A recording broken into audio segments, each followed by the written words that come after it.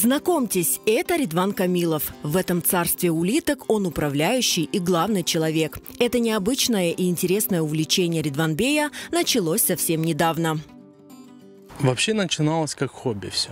А потом это начало перерастать в небольшую ферму.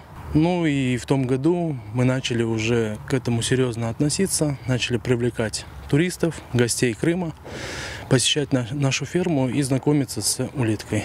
Сейчас на этих угодьях около 2 тонн моллюсков. Когда температура воздуха поднялась до 12 градусов, они вышли из зимней спячки. И сезон улиток в Крыму можно считать открытым.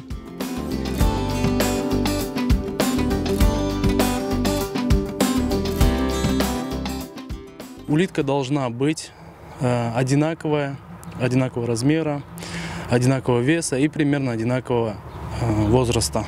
Тогда улитка начинает скрещивание.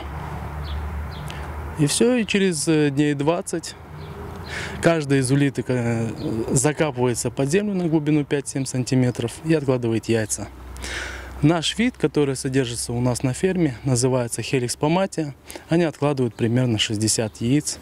Родина виноградной улитки – Южная Европа. Но за несколько столетий это медлительное животное расползлось буквально по всему свету. Римские легионеры брали их с собой в дальние походы, как естественные консервы. Средневековые монахи разводили на грядках монастырских огородов, чтобы пополнить скудный постный рацион.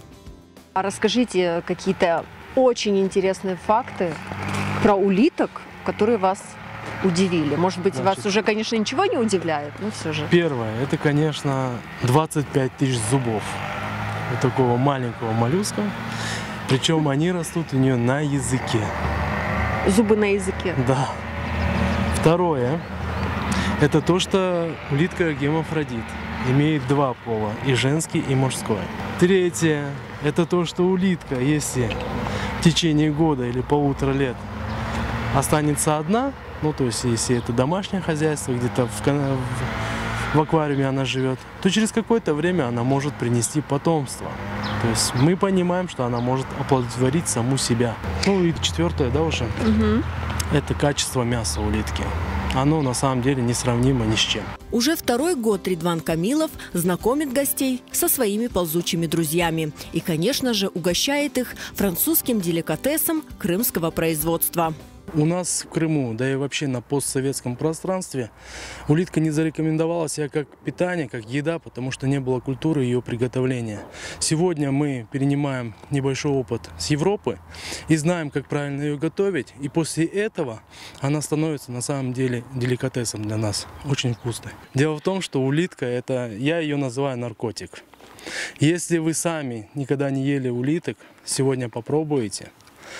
Завтра, когда вы будете сидеть где-то в ресторане и в меню увидите улитку, вы на самом деле вот хоть одну порцию, но закажете.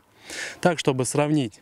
А в 3-й раз вы уже будете искать ресторан, где в меню есть улитка, чтобы поесть ее. Поверьте мне, она притягивает очень сильно. Деликатесы из улиток подают в собственных раковинах, приправив домашним сливочным маслом, чесноком, луком и пряностями. Ридванбей охотно угощает гостей улиткой по-бургундски. Как правильно, да, есть улитку? Значит, в первую очередь нужно взять крутон. Берем крутон, ложим на тарелочку. Вилочку берем вот таким вот нестандартным способом. Так. Да. Берем улиточку в руки. И вот смотрите, вот как я показываю, так же и делаем. Повторяем за мной. Вводим вилочку внутрь раковины, нащупываем мясо. Нащупали? Да. Прокалываем мясо и вдоль ракушки выталкиваем ее из раковины. Значит, соус, который есть внутри, разливаем равномерно на крутон. Дело в том, что у нас раковина спиралеобразная, и сразу весь соус не выходит. Что мы делаем? Держим ее горизонтально, там, где у нас образовывается раковина, и начинаем крутить ее против часовой стрелки. Так можно сделать раза 2-3, а потом по часовой стрелке медленнее. И вы увидите, как к устью раковины подходит соус. И этот соус снова выливаем на крутон равномерно. Видите? Такую процедуру можно проделать несколько раз. Радушный хозяин не перестает удивлять познаниями об улитках. Он знает не только их анатомию, но и характер.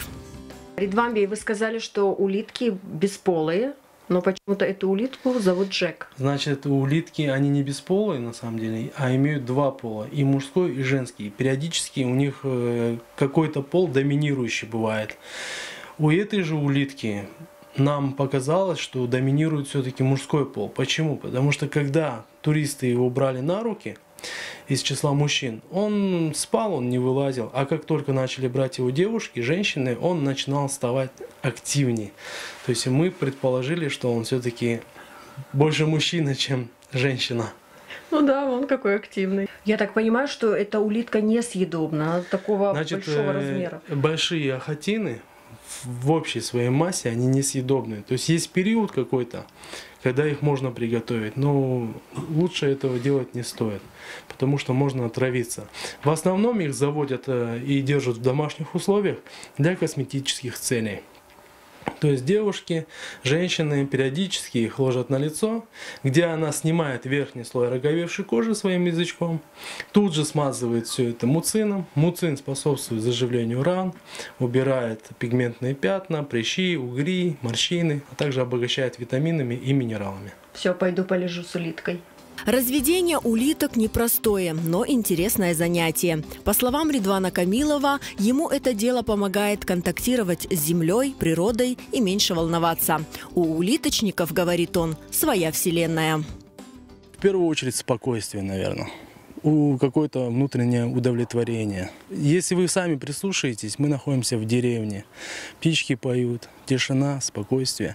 И занимаясь улитками, я вам честно скажу, вот сам человек тоже становится таким же, как улитка, медлительным, спокойным, рассеивается какая-то суета в голове. Это все улитка.